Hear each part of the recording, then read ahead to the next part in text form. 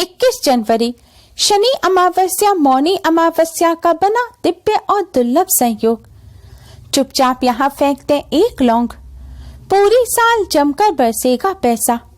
बड़ी से बड़ी परेशानी तुरंत हो जाएगी खत्म, नहीं होगी धन की कमी। ओम गणेशी महागणेशाय नमः। राधे राधे दोस्तों, कैसे हैं आप सब। दोस्तों, माघ माह की अमावस्या को मौनी अमावस्या के नाम से जाना जाता है। यह अमावस्या भगवान विष्णु, माँ लक्ष्मी के साथ ही पितरों को समर्पित होती है। मौनी अमावस्या पर मौन रहकर स्नान का दान करने चाहिए। ऐसा करने से सभी कष्ट दूर होते हैं और पापों से छुटकारा मिलता है। धार्मिक मान्यताओं के अनुसार इस दिन भगवान विष्णु गंगा जल में निवास करते हैं, इसलिए इस दिन गंगा स्नान करने से भगवान विष्णु का असीम आशीर्वाद प्राप्त होता है। मौनी अमावस्या पर पितरों की आत्मा की शांति के लिए श्राद्ध तर्पण पिंडदान करने का भी विधान है।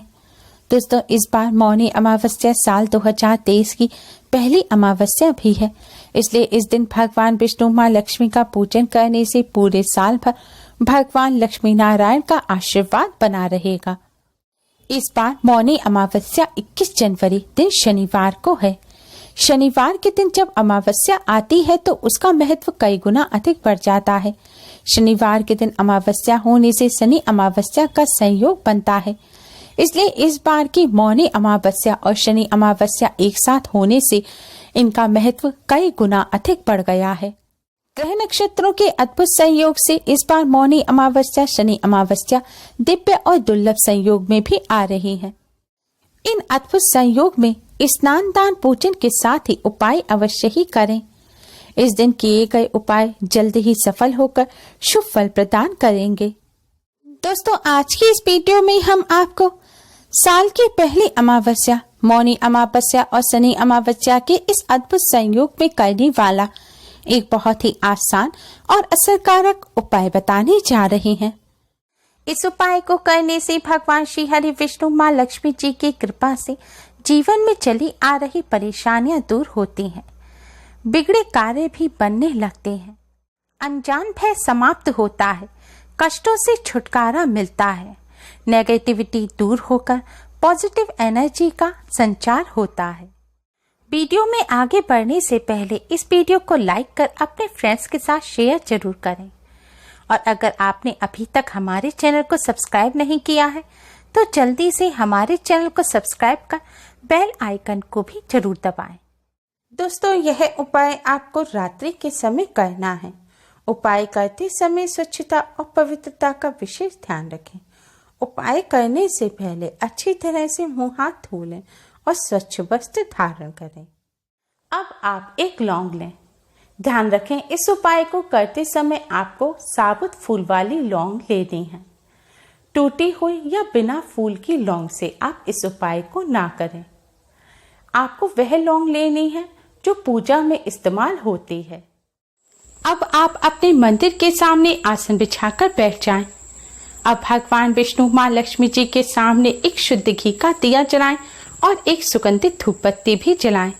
दिए को सीधे जमीन पर ना रखें। दिए के नीचे कोई खाली पात्र रखें या फिर कपड़ा बिछाकर उसके ऊपर दिया रखें। अब भगवान विष्णु माँ लक्ष्मी जी को प्रणाम करें और इस लौंग को भगवान विष्णु जी के चरणों में रख दें। इसके पश्चात भगवान विष्णु माँ लक्ष्मी जी को हल्दी और कुमकुम से तिलक करें। तिलक करने के पश्चात भगवान विष्णु जी के द्वादश मंत्र ओम नमो भगवते वासुदेवाय का 108 बार जाप करें। मंत्र है ओम नमो भगवते वासुदेवाय। इस मंत्र का जाप आप उंगली पर गिनकर या फिर आप किसी माला पर मंत्र का जाप करते हो तो उस माला पर भी कर सकते हैं। तुलसी जी की माला पर इस मंत्र का जाप करना बहुत ही शुभ माना जाता है। अब आप इस लौंग को भगवान विष्णु जी के चरणों में से उठाकर अपने दोनों हाथों के बीच में दबा लें और भगवान जी के सामने अपनी सारी समस्याएं कहें। आपकी जो भी परेशानी है, धन संबंधी समस्या हो या फिर किसी कार्य से जुड़ी समस्या हो, वह सभी समस्या दूर करने की भगवान जी से प्रार्थना करें। अब इस लौंग को आप अपने दाहिने हाथ की मुट्ठी में यानी कि राइट हैंड में दबाकर अपने घर से बाहर किसी खुले स्थान पर जाएं। अगर घर से बाहर नहीं जा सकते तो आप इस लौंग को लेकर अपनी छत पर जाएं। छत पर जाने के बाद अब आप दक्षिण दिशा की तरफ यानी कि साउथ की तरफ कमर करके खड़े हो जाएं। ध्यान रखें आपको साउथ की तरफ कमर करनी है। दक्षिण दिशा की तरफ कमर करके खड़े होने के बाद अब आप इस लौंग को अपने मुट्ठी में दबाए हुए ही अपने सिर पर 7 बार बारें, यानी कि आपको इस लौंग को अपने सिर पर 7 बार क्लॉकवाइज घुमाना है। जिस तरह घड़ी की सुइयां घूमती हैं इसी तरह आपको बाएं से दाएं की तरफ, लेफ्ट से राइट की तरफ इस लौंग को अपने सिर पर 7 बार घुमाना है।